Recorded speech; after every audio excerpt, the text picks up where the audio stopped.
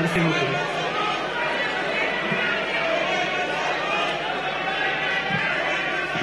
Monsieur le Président de l'Assemblée nationale,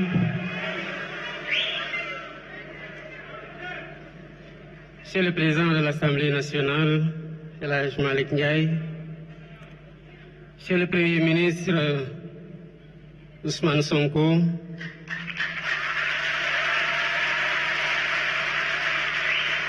honorables députés, Monsieur le ministre d'État Alamine Loum, Mesdames, Messieurs les ministres, Madame, Messieurs les membres du corps diplomatique, chers partenaires techniques et financiers, distingués invités, en vos rangs, titres et qualités. Je voudrais commencer mon intervention par des félicitations. Des félicitations nourries à l'endroit de Monsieur le Premier ministre.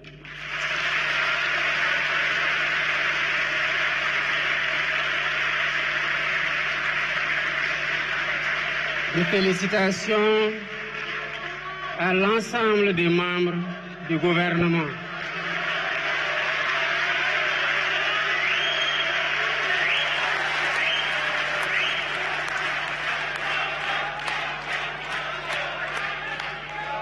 Mais des félicitations aussi à tous les collaborateurs de l'équipe gouvernementale et du président de la République qui ont contribué à l'élaboration de ce plan de redressement dont vous avez chacune et chacun l'opportunité d'en apprécier la pertinence et le réaliser. Voilà bientôt un peu plus de 15 mois que vous nous avez fait confiance. À notre arrivée, nous avons fait la situation de référence à travers un diagnostic honnête. D'abord, par un audit de l'Inspection générale des finances publiques, comme nous l'impose la loi 2012-22 portant code de transparence dans les finances publiques. Nous avons par la suite remis cet audit pour certification à la Cour des comptes qui en a aggravé les résultats, comme pour témoigner de sa liberté d'action et de son indépendance. Nous ne nous sommes pas arrêtés à ça. Nous avons demandé commanditer un audit externe par un cabinet avec une signature internationale, à savoir le cabinet Forvis Mazars. Nous avons fait tout ça pour que les Sénégalais comprennent, comme nous aussi nous l'avions compris, l'envergure et la gravité de l'héritage qu'il faut balancer avec l'espoir qui a accompagné notre élection. Mais la finalité n'a jamais été de vous dire voilà où en était le pays. Parce que justement, c'est parce que ça ne marchait pas que vous avez décidé de changer d'équipe.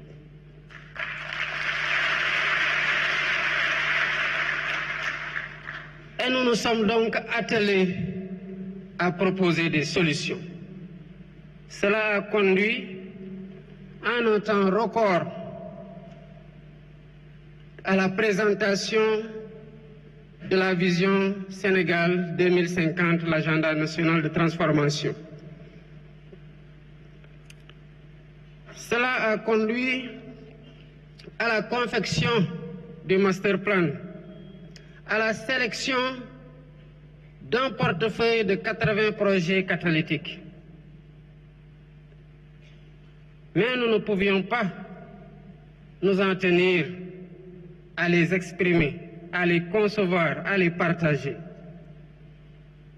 La cadence des réformes a été très bonne et cela rend compte de l'efficacité de l'action gouvernementale et de l'efficience dans la conduite de cette action par le Premier ministre. Pourquoi nous avons fait le choix de la vérité? Parce que nous savons que vous avez élu des hommes véridiques pour les avoir éprouvés.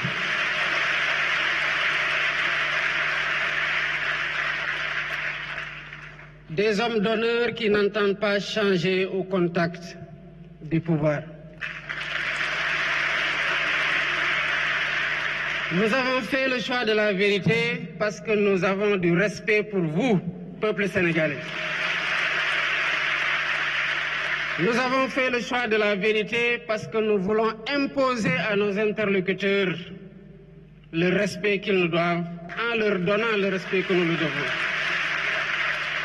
Et cela ne se fait que dans la vérité. Mais nous avons aussi fait le choix de la vérité pour corriger les anomalies et nous assurer que plus jamais cela ne puisse se reproduire.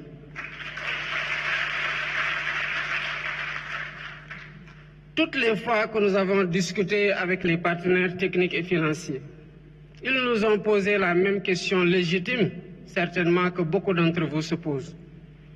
Oui, mais comment allez-vous redresser la situation? Il fallait justement un plan pour redresser la situation et c'est là toute la pertinence du plan de redressement que le Premier ministre a conçu et a présenté.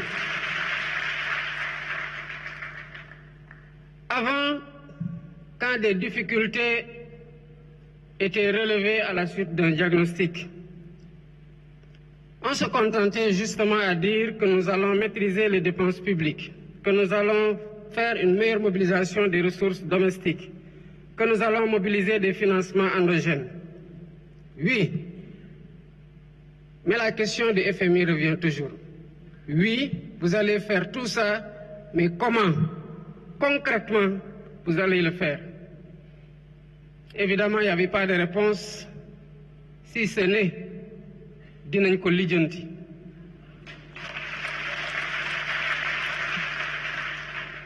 Lijjanti boobu moo waral la dette cachée. Parce que quand on est sûr de ce qu'on doit faire, de ce qu'on veut faire pour apporter des solutions suite à un diagnostic, on doit pouvoir partager clairement les solutions qui sont envisagées. C'est cela aussi faire œuvre de transparence. Et c'est là la différence avec le plan de redressement que le Premier ministre vient de vous présenter. Toute l'ingéniosité du plan réside dans le chiffrage ligne par ligne de ce qui va être fait et qui constitue en agrégé le montant de 5 677 milliards en hypothèse basse et décliné annuellement dans les rythmes de mobilisation. C'est cela que le FMI attendait comme réponse. C'est cela que le peuple sénégalais attendait comme réponse. Et c'est cela que nous vous donnons aujourd'hui comme réponse.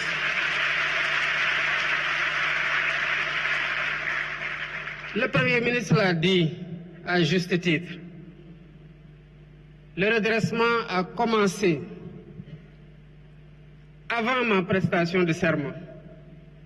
Quand lors de ma visite au Palais de la République, m'entretenant avec mon prédécesseur, je lui ai dit que j'ai appris que vous êtes sur le point de signer une convention, une concession sur les chantiers navals de Dakar qui n'a pas été négociée dans les bons meilleurs termes. Évidemment, il s'en est défendu, mais je lui ai demandé de stopper.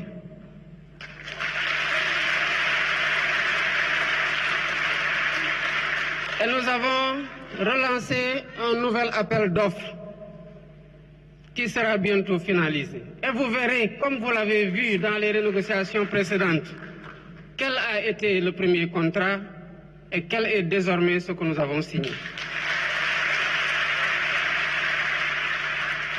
Le redressement a commencé aussi avec la réactivation du Comité national de la dette publique. Évidemment, tout le monde se pose la question de savoir, mais comment cela a-t-il pu arriver sans que les ressorts de vigilance de l'État ne puissent se déployer? Évidemment, ils ont désactivé tout ce qui aurait pu donner l'alerte pour qu'on puisse freiner ou faire freiner des quatre fers. Aujourd'hui, quel que soit le marché qui est attendu, l'avis du Comité national de dette publique est systématiquement requis, ce qui permet au Trésor d'avoir une visibilité sur l'endettement. Mesdames, Messieurs, le redressement a commencé et se poursuit. Cette semaine, j'ai convoqué une session extraordinaire de l'Assemblée nationale pour le vote de 4 lois sur la transparence.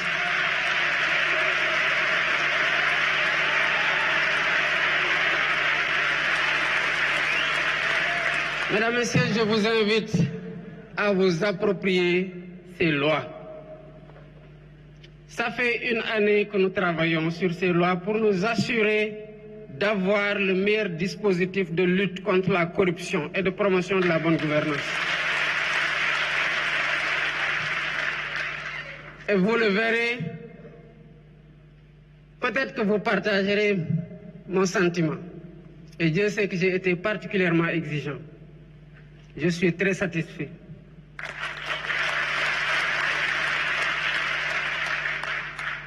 Ces lois contribueront à renforcer significativement le dispositif opérationnel de lutte contre la corruption et de promotion de la transparence et de la bonne gouvernance.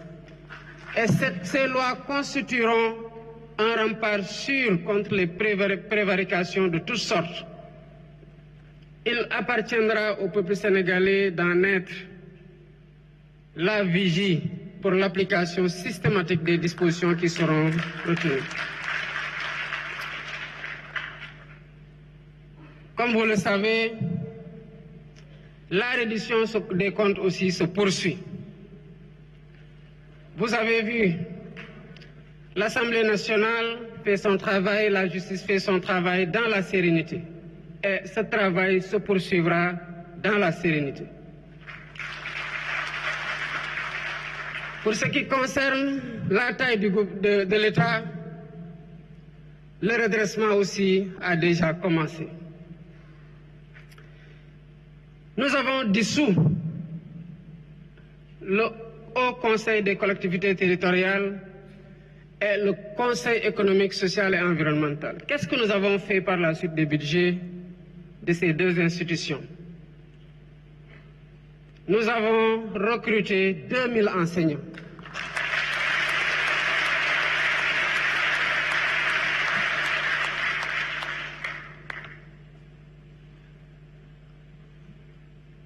Mais c'est parce qu'on a dissous le Haut Conseil des collectivités territoriales que nous nous sommes rendus que l'immeuble qui abritait le Haut Conseil a été acquis par l'État depuis 2014.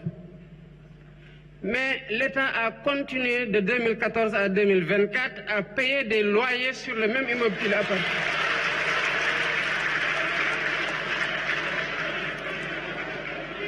Et cela pour un coût cumulé d'au moins 3 milliards en 2024. Si nous n'avions pas dissous le Haut Conseil des collectivités territoriales, l'État allait continuer ad vitam aeternam à payer des loyers sur le même immeuble qui lui appartient depuis 2014. C'est ça le redressement.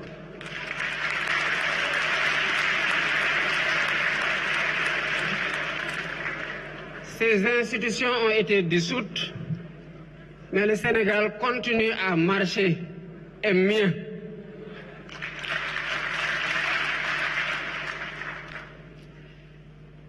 Nous sommes donc en train de faire ce qu'il nous revient de faire, un gouvernement responsable, soucieux des difficultés qu'endure le peuple sénégalais et ayant à cœur d'y apporter les solutions les plus immédiates. Mais ce que nous attendons du peuple sénégalais, c'est de comprendre que nous devons compter d'abord sur nous-mêmes pour nous sortir de ces difficultés.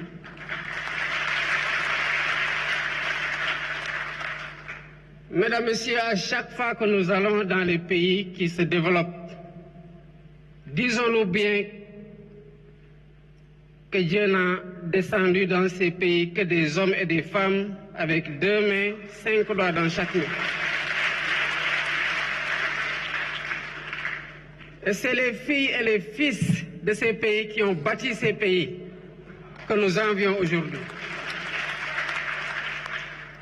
J'ai eu ici hier un invité d'honneur lors de la consécration des meilleurs élèves de notre école. Nous partageons tous, je le pense, la même conviction après avoir assisté à la décoration de M. Pape Nathan Goubaye. C'est qu'avec de la volonté, nous pouvons déplacer des montagnes. Et si un Sénégalais l'a fait, c'est parce que cette ressource se trouve en chacune et en chacun d'entre nous. Nous sommes en mesure de redresser la situation et nous avons déjà commencé à la redresser. Il n'y a qu'à poursuivre et à consolider les efforts en cours et Inch'Allah, tout ira très bien.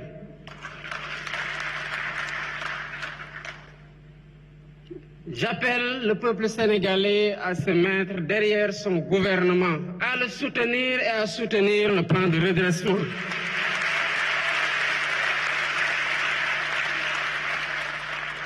Les bénéfices de ce plan iront déjà au peuple. Ils vont déjà au peuple. Par le recrutement, je l'ai dit tantôt, de 2000 enseignants. Par le recrutement projeté de 500 enseignants du supérieur. Par le recrutement de 200 enseignants pour la formation professionnelle et technique. Et tous ces enseignants prennent en charge qui? Nos enfants. C'est ça le bénéfice du redressement, entre autres. Je passerai sur les autres impacts que le Premier ministre a brillamment exposés et conclure pour dire à l'ensemble du peuple sénégalais que ce que nous vous avons présenté et que nous envisageons de faire ne se fera pas sans vous. Il se fera pour vous. Il se fera avec vous.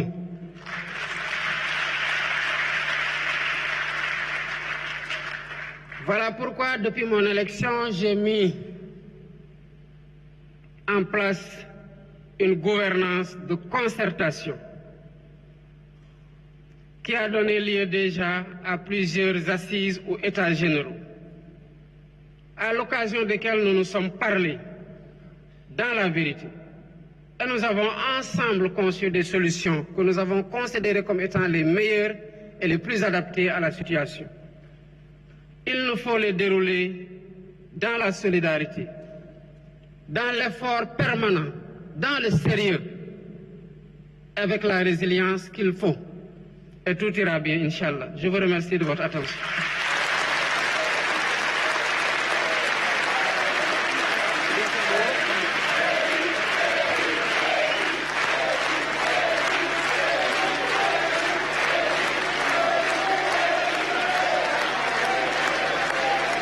Voilà, mesdames et messieurs, donc l'excellente communication du président de la République, son Excellence Monsieur Bassirou Diomaye Faye, très ovationné ici donc par le public venu nombreux ce matin au Grand Théâtre National et qui est accompagné par le Premier ministre Ousmane Sonko et le protocole présidentiel.